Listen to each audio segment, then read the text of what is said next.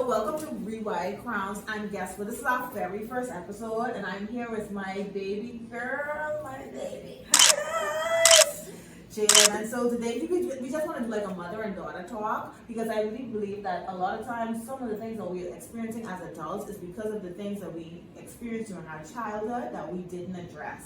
And so we're going to be completely transparent. And listen, I haven't gone over these questions with us, so I don't even know what to expect.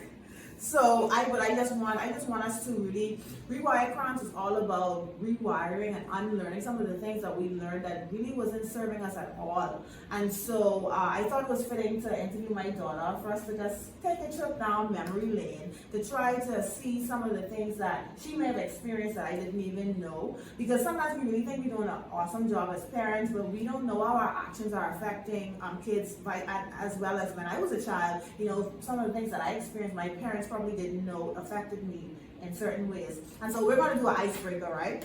And so with this icebreaker, I am going to give you some prompts, and then you tell me what comes to mind. Okay, so what was your favorite childhood toy? Probably the American Girl. Yeah, American Girl. American Girl. Why? It was so pretty. It was my first. I think because that was when it was very popular and it was like all over TV and we wanted it so bad. And I think me and my stepsister we got one at the same time. That was probably my favorite toy. Awesome. Your best playground memory? That's probably when we was in the snow. The picture that you showed me. When we was in the snow and we was doing like snowball fight. And the sun. The snow was licking you in the eye, like in your eye. Oh my god! But it was fun. I was supposed to share my favorite toy. I can't even remember what my favorite toy was. I think it was a treasure trove. I don't know if you guys remember. They had some treasure troves, right? And I was so naive. So they had like this jewel in the stomach, and they say, but the commercial said, if you rub it, you're gonna get your wishes are gonna come true. And I was wishing for long hair and all kind of foolishness, and none of it come to pass. And I was like, this don't make no sense. And that was actually my favorite toy of all time. Now my favorite playground memory, I think my most traumatizing playground memory wasn't the playground. I remember we was by my grandmother, right? And my cousin David, me and Sasha, my granny had sand in the inner yard, in the front of the yard. And he said, let's play. So we in the sand. He buried the two of us in the sand and leave us there.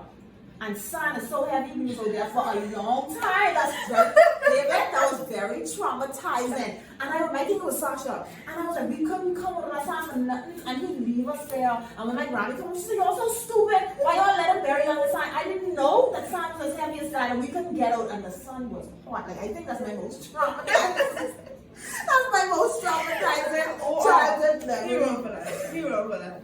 Now, what was your most embarrassing moment at school? Oh, but you don't know this. I'm going to get embarrassing one, too. That's when I went to Keystone Academy. And I didn't like this boy. His name was, I didn't see him. But I didn't like this boy. And he was like, he didn't like me. He liked my friend. And then when him and my friend, when he stopped liking my friend at the time, he was like, oh, this is the day when I first got my contacts. The first time I ever got my contacts was before I used to wear glasses. And then when he took me and we got my contacts, and I was so excited. I come to school, I thought I was it. And he was like, oh, you look way better with your contacts on. And he said, I'm gonna everybody. And I was like, wow. You don't really realize that children have like a whole world going on at school, like all kind of things, a whole different world going on at school. And they come home, how are you doing? I'm fine. That's how they can be in deep depression. Like, it's so crazy, but children have a whole life outside of home, just how adults have a whole life outside of home as well, and that's crazy. My most embarrassing childhood moment, and I know a few people who know us, we know this. So when I was in primary school, right, and I just got transferred to this new school in the 3rd grade. So I ain't gonna lie, I was new and I was so excited. So one day I had to use the bathroom. So I go on, use the bathroom.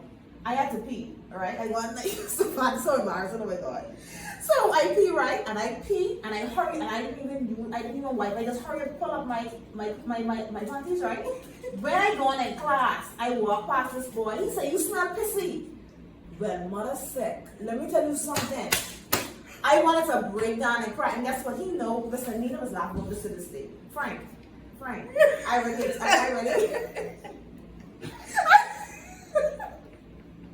I already accepted his apology many years ago because, and guess what?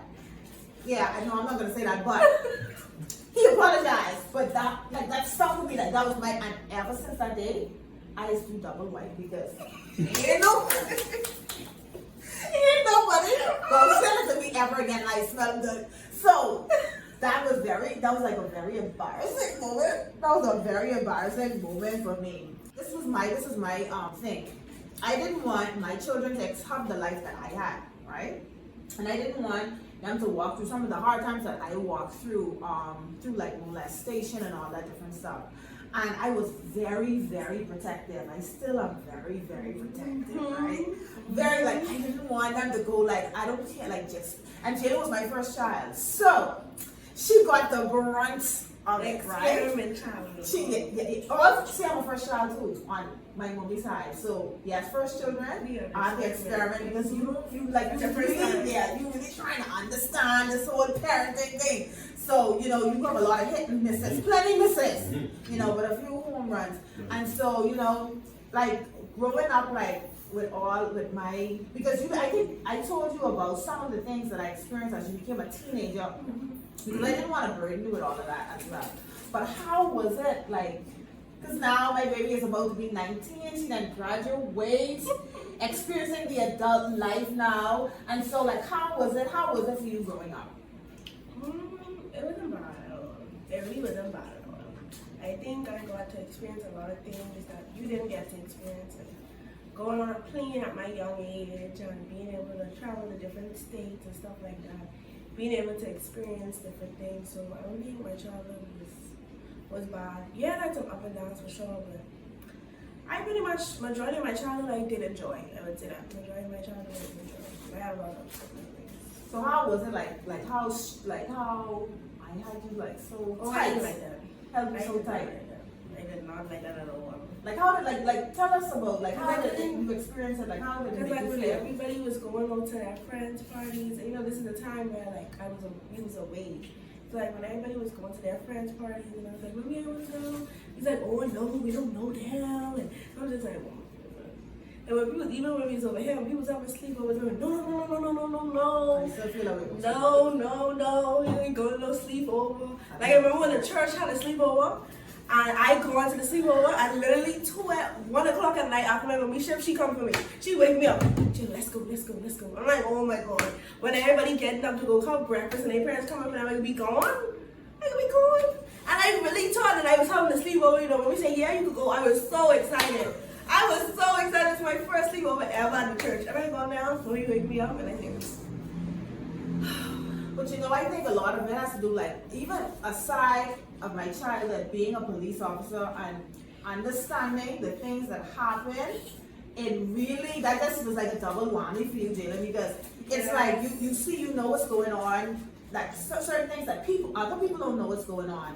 And then also experiencing traumatic things in my childhood, it made me so, like I was really, like, and I think it was a little bit toxic because you have to understand that you can't control anything. Like, there are certain things that you can put measures in place for safety, but really and truthfully, a lot of things are outside of our hands. And so I remember one of the things that happened, I remember in Albuquerque, your father wanted you to come for the summer. And I had already told him no. We first moved to Albuquerque, and this was the first summer. And he was like, you know, send Jaylynn, and I told him no at first. And I remember the Holy Spirit telling me, you know, you can't save Jaylynn. You could literally be right there, and something could happen to Jaylynn right there, and you could do nothing. I can take care of her. I can watch over her. You can't be everywhere at once, but I can. So you're going to have to release it to me. I will never forget when he said that, and I was like, wow. And I was like, that's so true. You could be on the same island with somebody, I could be to work and something could happen right outside of work and I wouldn't have the power to help or save you. And that's when I had to start to, and I started to release. And I did send you that summer. I did send you that summer because I realized that, listen, at the end of the day, if we say that we believe God, and we say that we serve God, we got to trust Him with our whole heart. And so that helps me to release you a little bit. A little bit. And I don't know if you noticed, like, I think when you went into the 11th grade, I kind of started to loosen my grip. I started to loosen my grip from you. It was like, okay, you can maybe go ahead, okay, you can do that. And then I think a lot of help was because, like, I still had somebody to watch over me. I still had my big brother. So she was like, okay, well, you know, you could go. Is Alice going to be there? Okay, that's fine. So I think, even if you're a parent like that, I would say find somebody that you trust and allow your child to go with that person because, you know, I mean, anything can happen, but, you know, you trust this person, you know where this person is, y'all close, y'all familiar, so you'll be able to let your child go certain places because strict parents produce sneaky children. Oh, I believe that. Say it again, I believe that. Say it louder. Yeah. Parents produce sneaky children. And any opportunity, and you know, when I was younger, any opportunity I got to go, I went. And when we say, oh, I give you an inch, and he was take hold, ma. He was take hold, ma. So I would say loosen up sometimes, like, because you don't want them to be sneaky and then they're not going to tell you anything. And then next thing you know, you think, oh, all fine and dandy because you have them locked down in their room. Then you find out something that you didn't know about. Sorry. Listen, and I believe it's true because it's like a catch-22 because when I look at how, okay, so my second daughter, when I look at how strict I was on you, a lot of things that you experienced, Donnie didn't get to experience, and I see where there is like a lack in like her by age 11, 12, you are very responsible. Because I didn't give Donnie the exact same thing that I gave you, I could see she's not as responsible. I know that may be a young age, but she's not as responsible as you. And yes, I do know that every child is not the same, but I do see the differences. Having multiple children helps you to see the differences in your parenting style and how it affects everybody individually. So that's a plus as well. So Jaylynn, let me ask you a question. You know, I know that living in based on the Bible, right? Family should be husband and wife and then children. You were my first child. Your father and I weren't married. And then and then coming into a family and a blended family, I got married and then had other children. Like, how did that affect you in any? Like, how did that affect you? Because I know at first I remember what time you came. You probably was like only like 3 or 4 years old, and I think your daddy came to me to tell me something. Say, oh, was it your daddy or was it? Anyway, no, I think it was you. You said, you know, why is he here or something like that. You said like why is he here?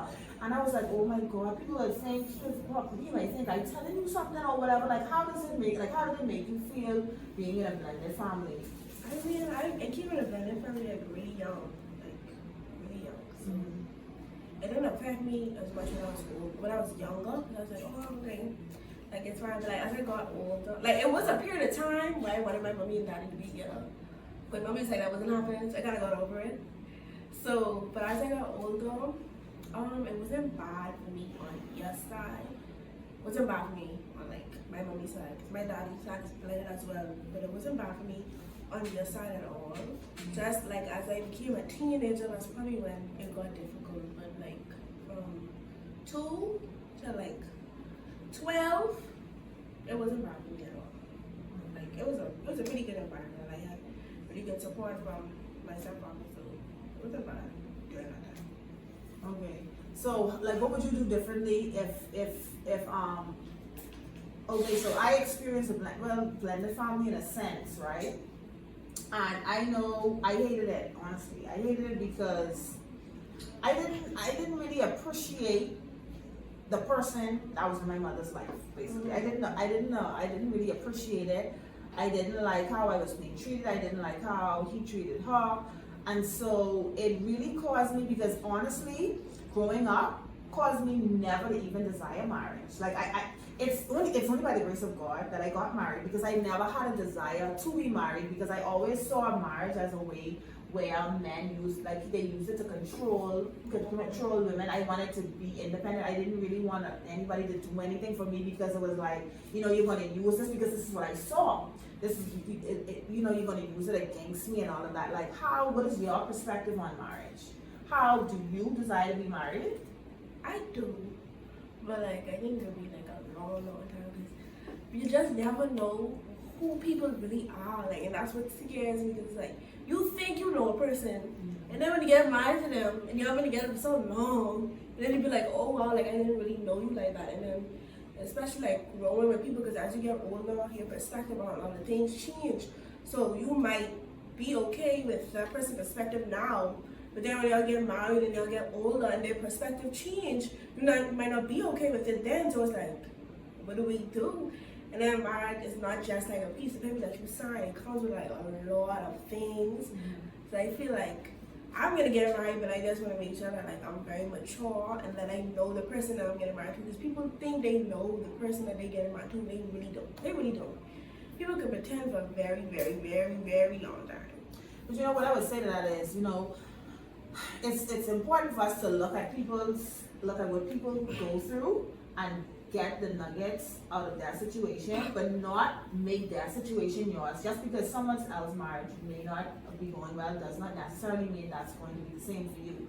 And another thing as it relates to growth, it is important to grow together. That's how you can eliminate that, because yes, as you get older, your perspective changes, the things that you like change, the things that you want to do change. But if you and your partner grow together, if you find someone who's teachable and who's willing to learn stuff, that's a very good starting place, because it means that they're not going to keep their mind stuck in one area, and so they're going to be adaptable. They're going to be okay with change. And so as long as you guys are willing to learn, as long as you guys are willing to grow together, I don't see anything wrong with it. And that will eliminate the whole we grew apart, because people do grow apart. It's because you're not growing together. That's why you grew apart. And so you like this, I like that, or one season of our relationship, I didn't want to do these things, and now because my mind has changed because of the environments I've allowed myself to be in, now I want to experience a little bit more of this, and that's where the problem really comes in. And so I want to say that to you, because it is important for us. I try my best to get the lessons from other people's situation, but I don't make that mine just because other people may be getting divorced, or just because something may not be going well in this marriage, or all men is cheat, or all men are dogs. That's never my perspective, because I understand that everyone is not alike. If you think you're a good person, right? You think there aren't other good people. You think everybody is dogs, or everybody. No, that's not a fair. I never like that perspective, making other people's story your situation. It doesn't have to be like that. Yes, granted that you will go through some things. And that's one of the things I remember when I was holding you so tight. I remember a woman of God telling me, you can't save her from every situation.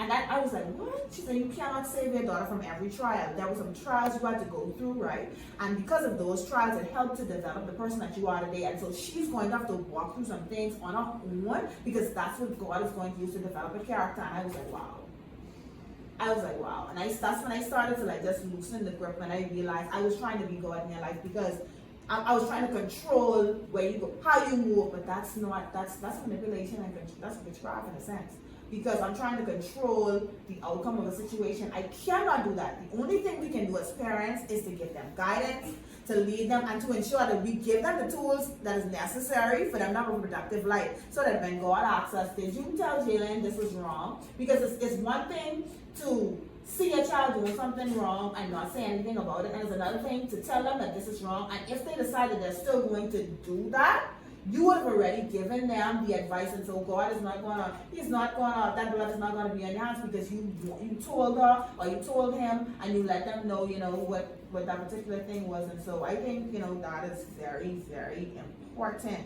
Now, what would you say, how, what is your perspective of me as a mother, growing up?